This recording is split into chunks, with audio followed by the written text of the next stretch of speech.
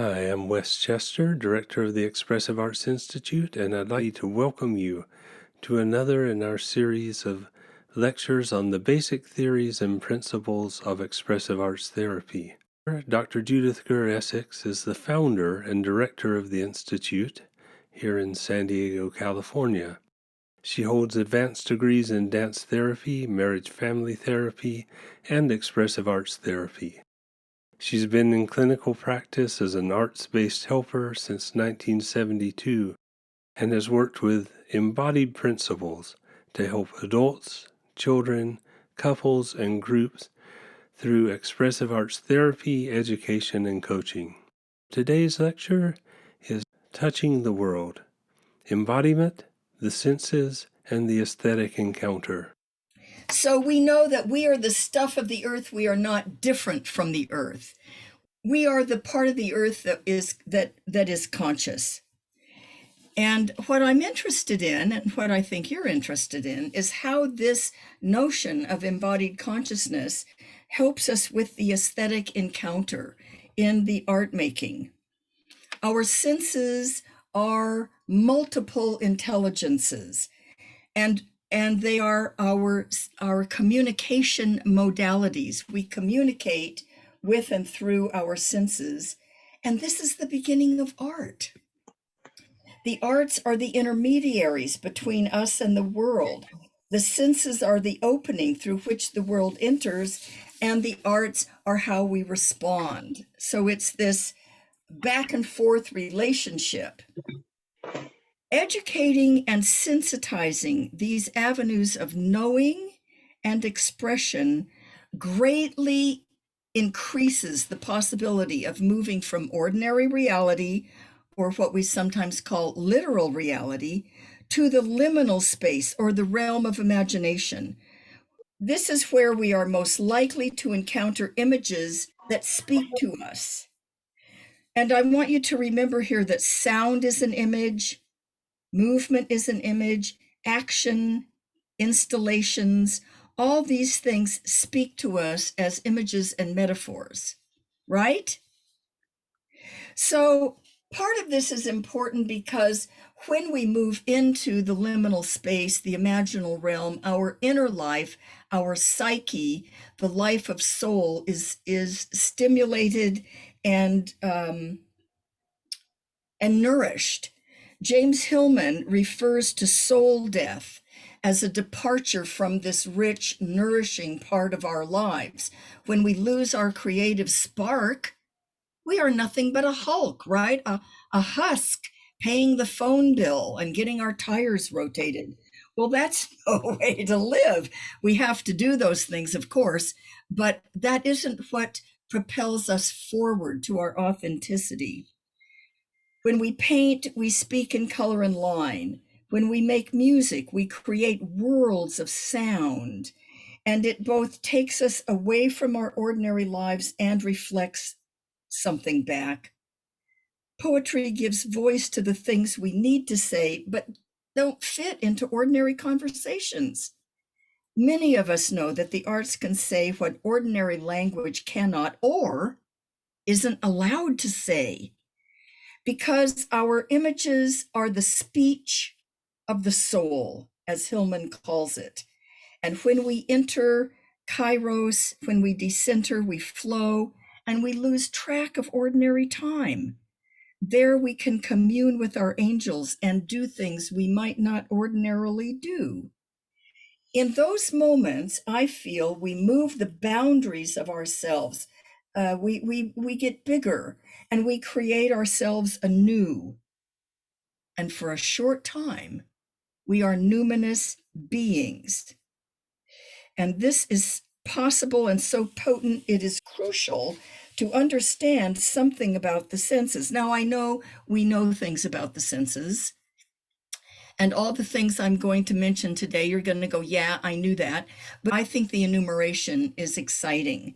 So important is this aspect that Paolo Canil made a specific time for this in the architecture of the session.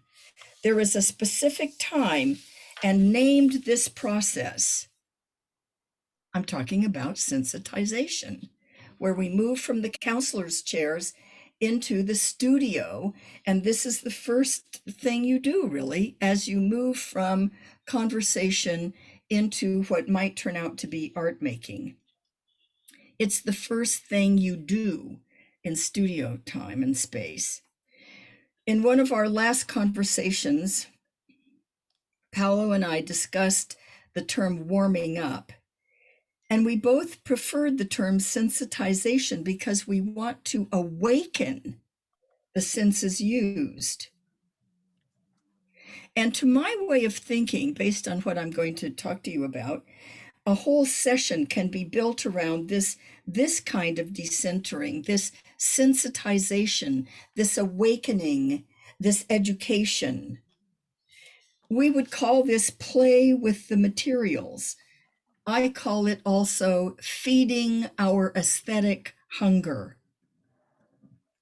These are keys to authentic competency and aesthetic competency. It is in the sensitization that we move from an activity, painting a birdhouse, into making contact with the imaginal realm and the possibility of the emergence of the third. And there's a big difference there.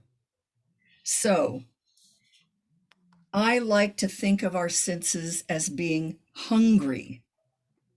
I want to tell you a little story. I had a client who was suffering from fibromyalgia. We had been working for some time. We were accustomed to the ebb and flow of pain followed by relief. That is the course of this illness. One day, on this day I'm thinking of, she was tired and wanted to do something really easy. So I got out the floor pillows and invited her to lay down on the pillows. And she was on her back, and above her was a big light. And I saw my box of thin chiffon scarves, and on impulse, I took a scarf and I threw it up in the air as high and as hard as I could. And we watched it float down like a feather right in front of her eyes until it very gently alit on her face. And then I tenderly dragged it off her face. And we both looked at each other, and we thought, oh, this is so interesting. So for a long time that day, I would throw up the scarves and they would float down. And sometimes I would let two colors light down together. And she was so delighted with this. While we were doing this, she was talking to me, we were talking together, and remembering her life in color, what the pink reminded her of, what the blue. She was remarking on the connections, and we oohed and we awed and we laughed, and her body relaxed. Her imagination was engaged, her emotions were elevated, and she was in a good mood. She thanked me in her usual warm, effusive way and scheduled for the next week, but it got me thinking. Would I call this play with the art material or even just sensitizing? No art was made, but there was an embodied experience, which was the right frame and the right dose for her abilities on that day. And this is where it started to occur to me that we have this sensory hunger if we don't allow our senses to perceive what they were evolved to perceive, and to not have it, I began to think of as an aesthetic wound, a longing to fully use yourself. During the pandemic, I had a hunger for classical music because I needed to hear a bassoon. I needed to hear the timbres of sound that are not readily available certainly not in popular music. So what I want to do today is to explore and enumerate some of the qualities of the senses that you know but may not have named. I want to dial in with my microscope and take a look at some tiny details. It's kind of an exploration with you, and I hope it will inspire you. That's my biggest hope. You tell me. I'm not going to tell you how to use this information. It's not a methodological inquiry, but I intend to fill in and substantiate our method of sensitization in this tiny moment in our practice to validate, support, and confirm. So before I start with that, does anyone have any question or comment before I just start my big list?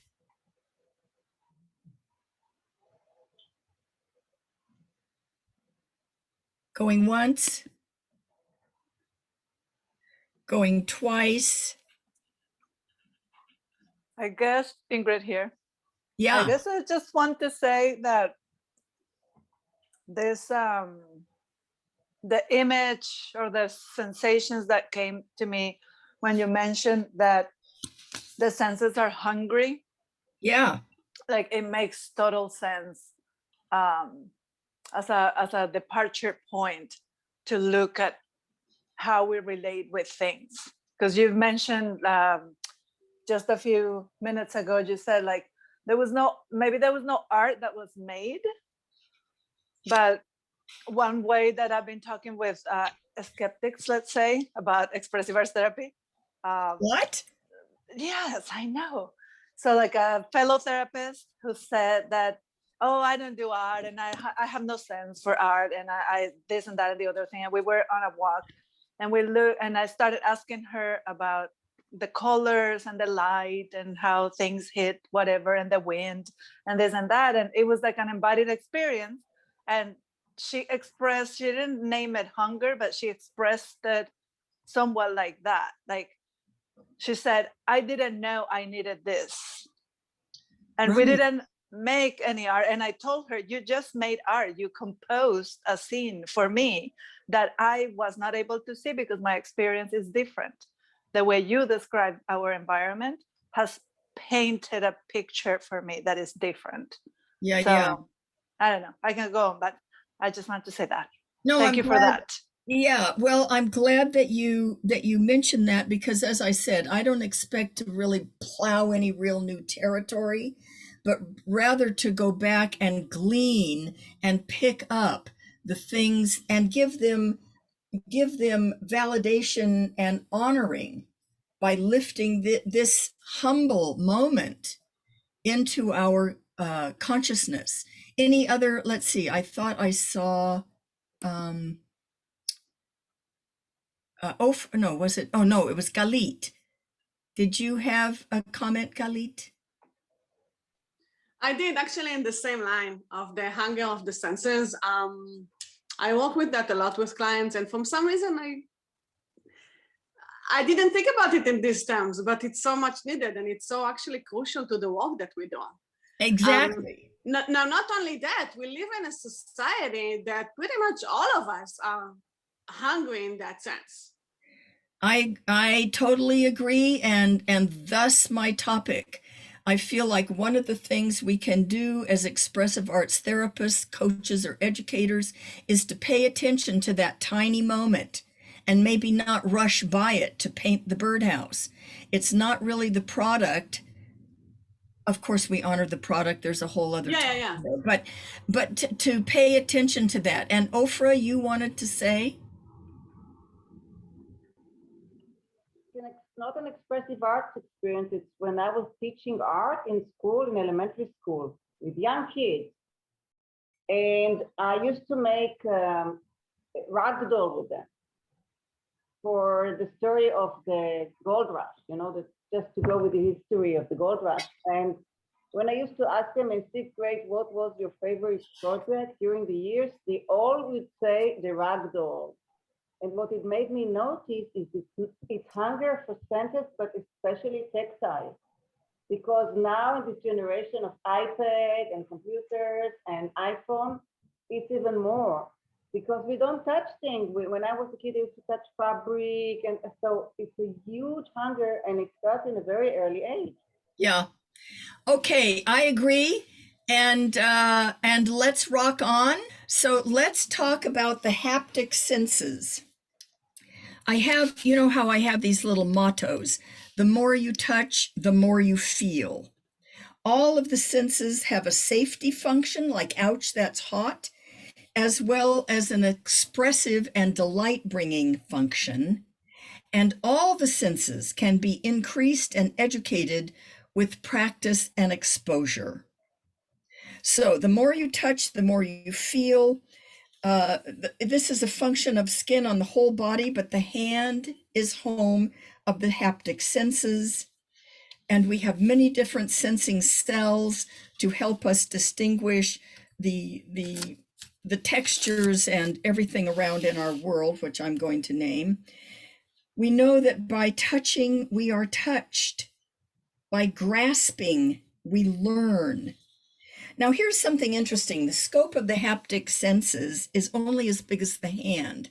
My eye can see a long, long way and quite a wide way. My ear can hear a long, long way, but my hand is only as big as my hand. And sometimes the haptic senses are as small as a single fingertip.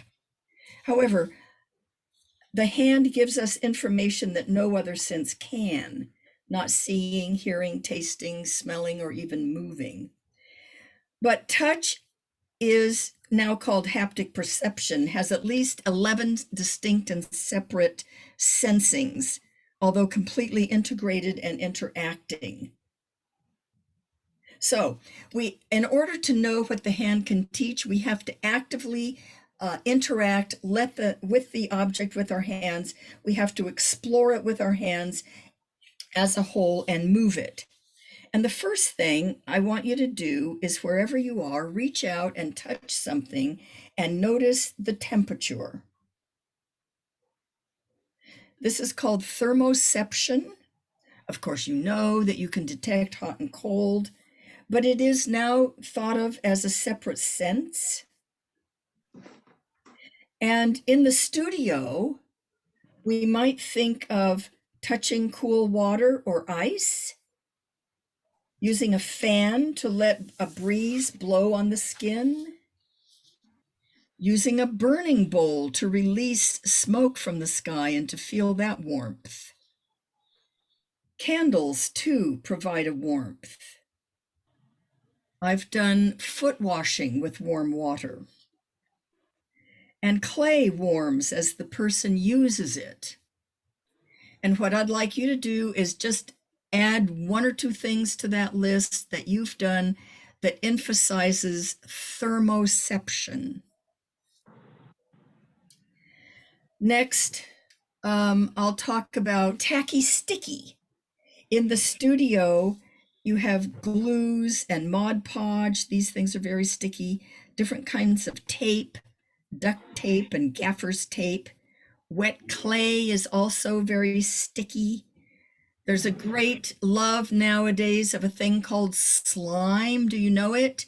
That's very oozy, gooey, and sticky. So you add what you might think of in your studio with tacky sticky. Then there's fluffy fuzzy. Fake fur, feathers, cotton balls, tennis balls are also kind of woolly. Yarns of all different kinds, particularly wool. The activity of felting. And some leaves, like geranium leaves, are very fuzzy. And what can you add? Then there's the notion of contour, concave and convex. I experience this with my clients doing pinch pots of little clay pots, or working with bowls, and especially sculptures that have concave and convex aspect to their contour. And what can you add?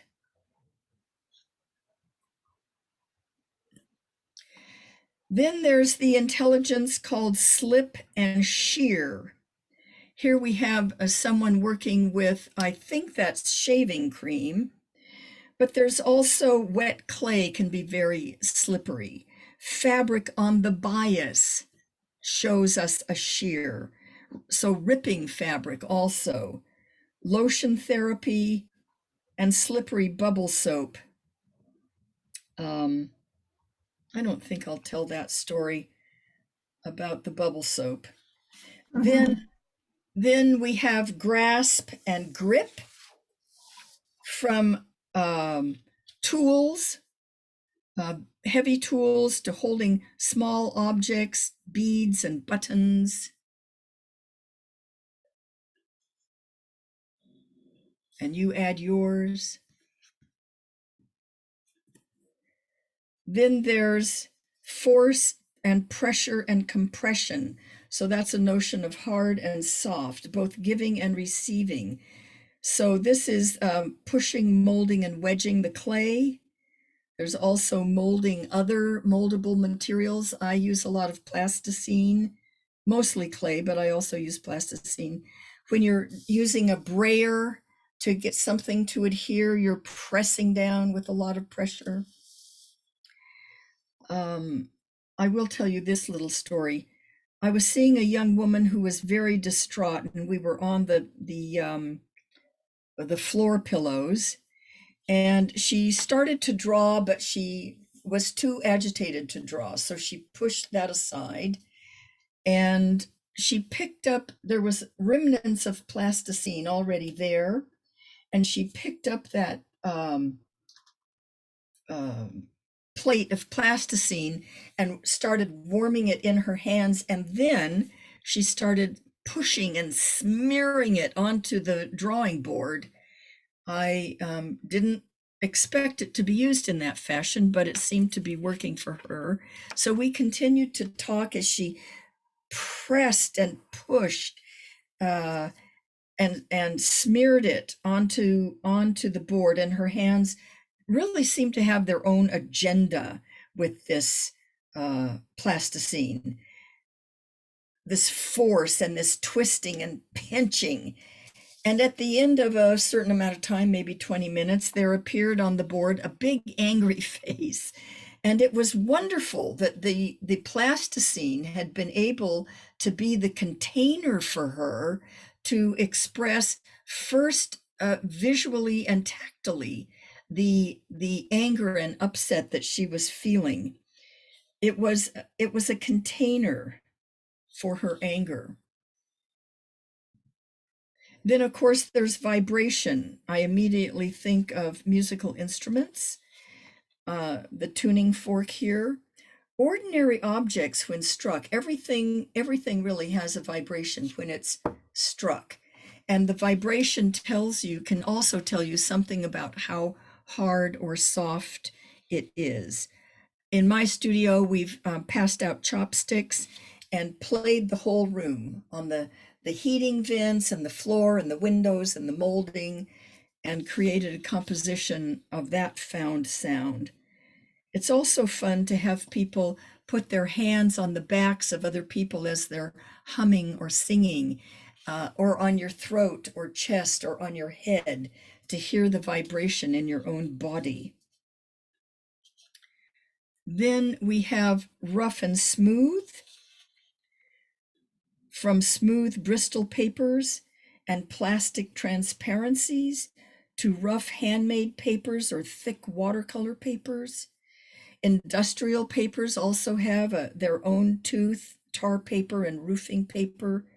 And it also extends wonderfully to satin, silk, burlap, and corduroy, to sandpaper and sand in the sand tray. I like to do a collage that has nothing but texture, no images, just textures. And that's a very fun thing that is wonderful for the tips of the fingers to explore. We also have ability to sense wet and dry, from wet through moist to dry. Clay is a wonderful example of this. I've had people make images underwater. So they take their little ball of clay and put their hands into the water and make a shape underwater. Obviously, papers can be wet and dry. You have wet and dry sand in the sand tray. But again, Add your experiences of wet and dry. And then we have sensors in the hands for blunt and pointed.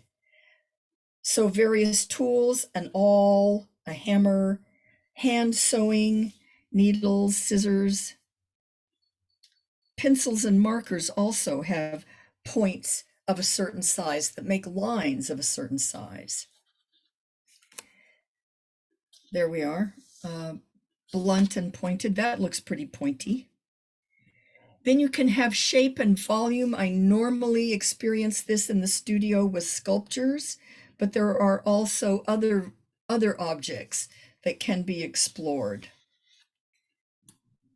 And then there's the free unsupported hand holding an object can detect its weight, and people can get very good at this. What is 6 ounces, 8 ounces, a pound, a kilo? You can tell from a stone to a feather to a ball of chinchilla fur that you really can hardly perceive at all. So we learn the world by touching it, and we communicate our experiences by making things that can be touched. Thoughts or comments? Now the auditory senses, like touch, help keep us safe, but also delight us. And again, the more you listen, the more you hear. There's such a thing as ear training. You musicians in the crowd will remember that. And as I mentioned before with vibration, a sound is made by vibration, and everything vibrates. Our hearing begins with the waves of these sound vibrations entering our ear. Here's that notion again of interpenetration.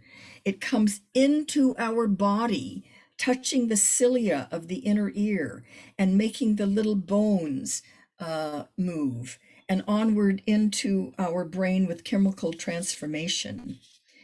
It is the second sense to develop in the womb, in case you needed to know that. And we can hear things from about 20 to about 2,000 hertz, from the rumble of a train to the buzz of a mosquito. And to ordinary hearing, let's add echolocation, because we know that some people, especially those who are legally blind, can use the same sense that the bats use. Send out a little sound, usually a tongue click, and then they can begin to judge through experience and self-learning how close or far away from something they are. At EGS, we have that wonderful activity of working with a partner, and you get to listen to their voice, and then one of you is blindfolded and you're separated, and your partner just begins calling your name. And this is like in a group of 80 or 100 people in a very large room. But eventually, we hear the voice of our partner. Now, like touch and sound, smell is there to help keep us safe and also to delight us. The sense of smell, like everything else, can be trained. A person who has a great sense of smell is called a nose in the perfume industry. Isn't that great?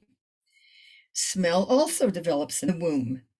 And we smell something when the molecules enter our noses and make contact with the smell receptor, a neuron. So when you smell a rose or dog poop, that molecule has entered into your head. We can smell, they say, 1 trillion different scents, and we know that smell is powerfully linked to memory.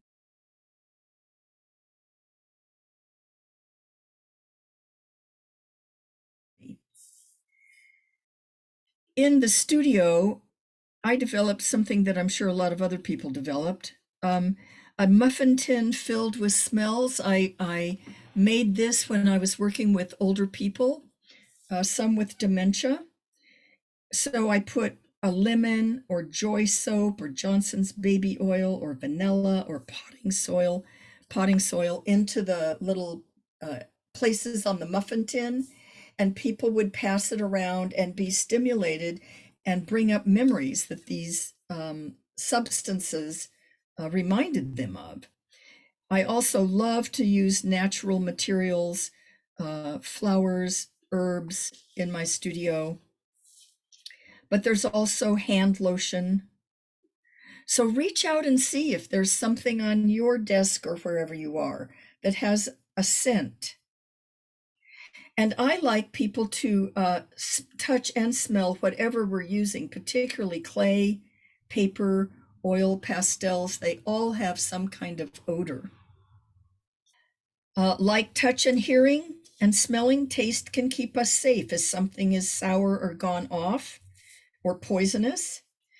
The palate also can be developed. So to salt, sweet, sour, bitter, savory, or umami, we also have kokumi, which is hardiness. We can taste calcium independently. Now they're calling spicy a separate taste, and coolness, mintiness, as well as a metallic taste, fat, and carbon dioxide, which belongs in the bubbles that I like to drink. Like everything else, when we take something into our mouths, our saliva begins to dissolve it, and it becomes part of us. I just wanted to say here too that of about 100 students we have graduated, 3 have explored taste, and 1 wrote her thesis about the aesthetics of food prep and of eating, turning the meal into a ritual of beauty and the eating table. Taste also has a strong association to memory, so it's a great writing prompt. And one of my classes developed a water ceremony where they would talk about water and give a little blessing to the water, and then pour water and drink the water all around. And that was just a lovely way to end a session. Then we go to vision and sight. Again, it keeps us safe. It also delights us. The more you look, the more you see. This is particularly true when you're doing an aesthetic analysis of a painting. We have a hole in our eye, you know, and vision begins with the light passing through the cornea and the lens, and then producing an image on our photoreceptors. We have 3 types of cones that see color, and we can see about 10 million colors. What? On a clear, dark night, the rods can detect a candle 48 kilometers away. 48 kilometers, a candle. Wow. And just think about this. This kind of blew my mind. As we see the stars as intense gleaming points of light, just remember that their photons have crossed the cosmic expanse and hit our own little retinas. We can see a single photon. That's pretty amazing.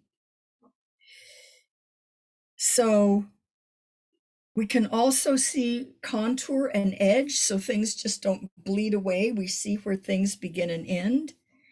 We can also see shape and movement. Our peripheral vision is very important in keeping us safe, but it also helps relax our nervous system when we look ahead but notice the peripheral vision. And of course, we can see in black and white. Now, the sensing body is, it's a whole thing in itself.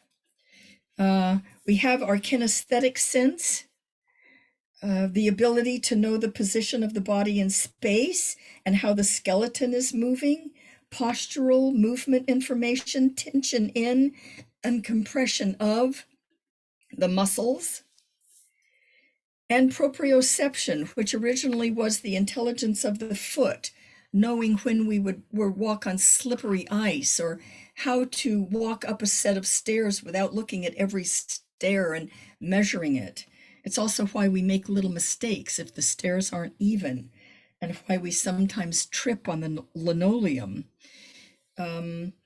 There is the equilibrium or vestibular sense of balance, activated when we have an uneven surfaces or obstacle course or balancing beam. And then interoception, the sensations inside the body, the heartbeat, respiration, satiety, the bladder, inflammation, even all kinds of senses that we know about our inner self. And so here's the kinesthetic sense, movement, position of body in space. Here's proprioception. I like to keep the original definition of the intelligence of the foot.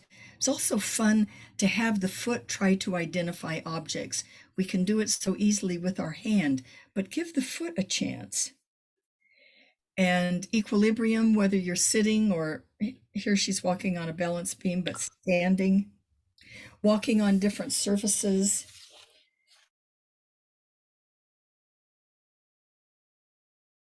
So that's interoception.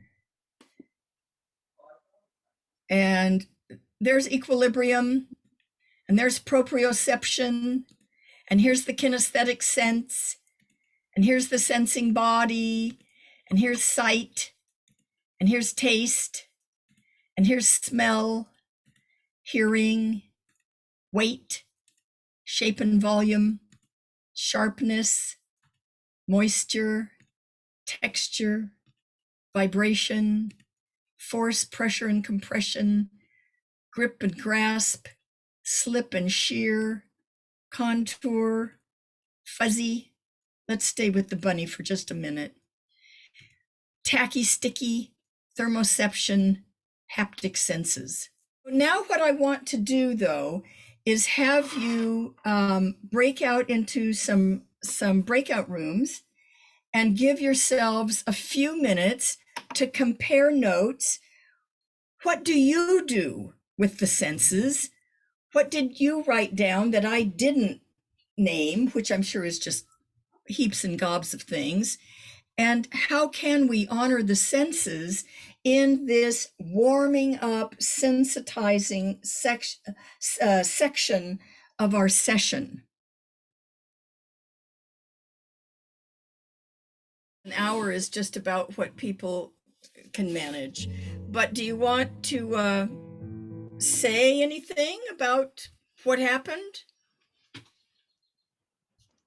For me, just a whole appreciation of things that I've done in the past that haven't been directly involved with making art, quote unquote. So looking at my little boy sessions and how all of the senses that, that's really where I can go with him. Yeah. Thank you for just kind of reinforcing and opening my eyes again. Yeah, sensitizing. And who was it? It was Ingrid that said, modern people, we are starved for this. Or I guess it was Ofra. We're not touching as many things, too many buttons, too many screens. Exactly. Too much plastic. Any other comment? I would love to have your comment. Love to hear what you thought or how you feel. Or anyway, what else did you want to say, Michelle? I love the idea that being in our senses slows us down, and also provides a sense of can go towards safety, and that our clients can even start to feel more safe with us because we're directing them, guiding them to slow down and be mindful, the whole. Yes. So that's really important.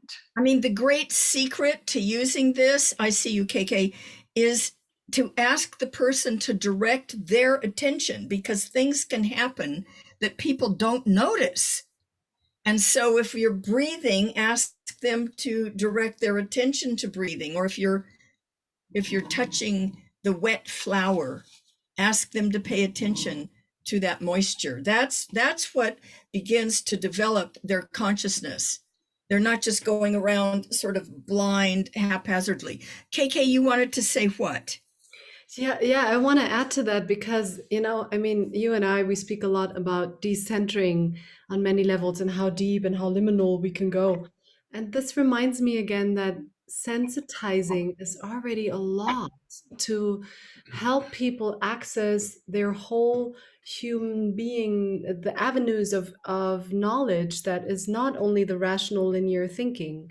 And time and again, I've realized when I do these little sensitization things, just as little interludes between conversations, that the conversations would really be enriched afterwards, and that the knowledge that we share and the exchange that happens is happens on a different level then. And so I think this is really wonderful to have that and be reminded again that it's not always about making these big art projects and these huge processes, but that the sensitization in and of itself is already helping us. I don't know if I say this correctly, but becoming more human, using all of our humanness to gain knowledge and to understand. Yes, and it helps us be more satisfied in our lives. Again, if you have a capacity that you're not using, then I think that's a wounding. I think there's a loss there.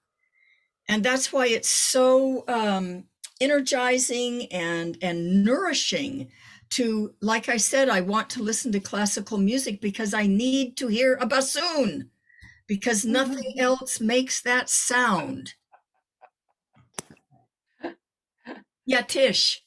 Well, I was also thinking of that idea where you said safety and pleasure. And like when we're working with clients who are really hypervigilant because of trauma, to slowly helping them learn to use their senses for pleasure, not just for safety.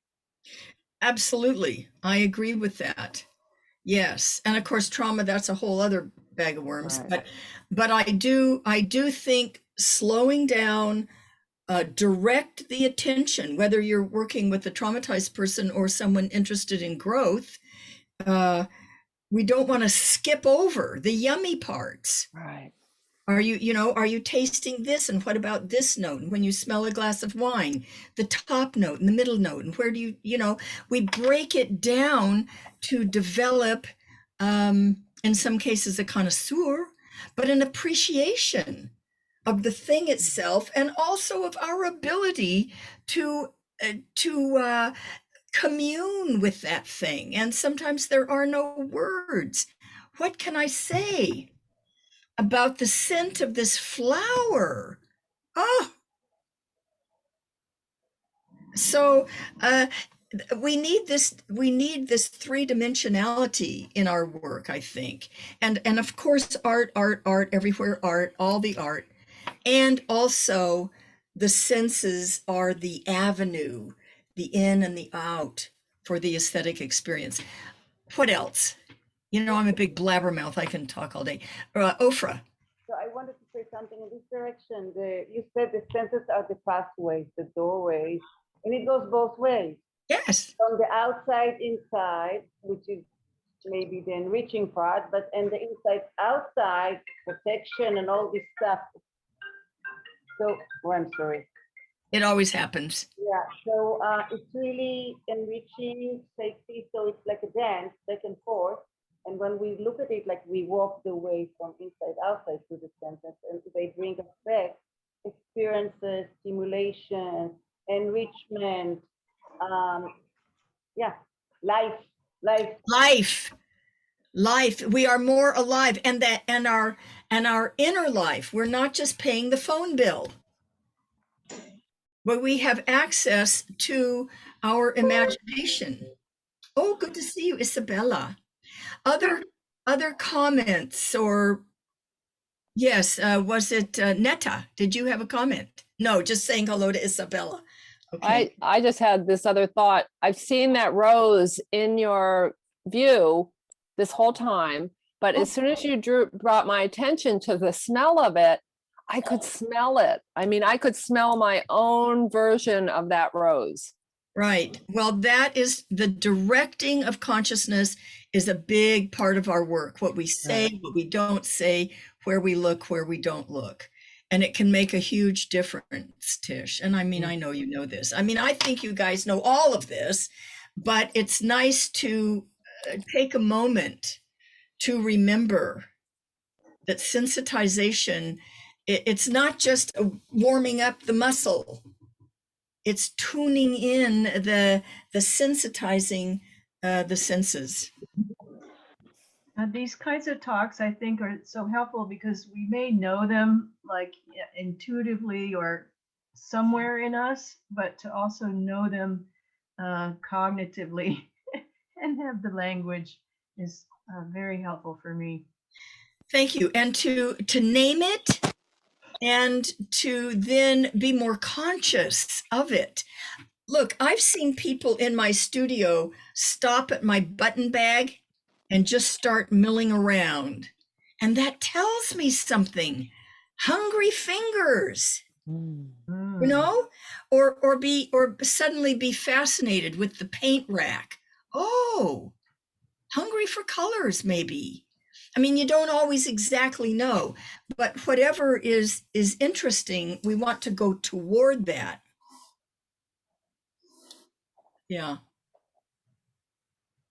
And I'm going to venture to say that to name it and to be more aware of it or make it more present for us also could translate into being intentional about certain things. Like, how do I want to relate to my world or my context? In what ways? I don't know. Even when we talk about perfumes or something like that, right? Like, what are the intentions when people wear a perfume or don't wear a perfume around you? What are, I don't know, your intentions, or what could possibly be your intentions or your ways of connecting when you give somebody a hand lotion? I don't know. Yeah. Well, and just it can be the main part of a session, or it can help someone to get out from his or her mind, or from this wheel that's going on, and to discover that actually there is something outside. yes. Well, and that I think is part of why the sensitization is part of the architecture of a session, that we want to move from counseling now into a more sensory experience, whatever it may be. And you know, this is very delicate, and it's also okay to start running around. It really is. It can be okay. It's a different thing. But I've had so many sessions where we just stayed with the small, and I want to be an advocate of the small.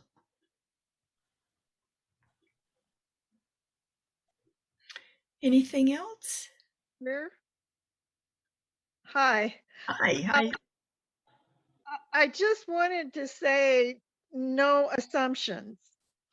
That I have heard of people who are very overly sensitive to the fragrance of flowers, which is almost universally considered to be pleasure, and they hate it because of remembering a funeral where they were just overwhelmed with the flowers, and or something like that. So I guess my contribution would be not to make any assumptions about how those sensory items might affect someone. Yes, I totally agree. And that's the story I didn't tell you about the soap bubbles, that the most innocent thing can have a triggering and traumatizing effect on somebody. And of course, we need to be, you know, our therapeutic relationship needs to be just in sync. I don't think you can totally avoid those things. That was my mistake. But yet, you know, so there was a breach there in the therapeutic relationship, and that was just something we needed to mend. Well, it could also be a jumping off point. Yeah. Well, in this case, it was a shutting down point, but Yeah. and everything is going to happen because we're dealing with life. Everything is going to happen. So, well, any other thing? Thank you for your comments. Really fun to have this conversation.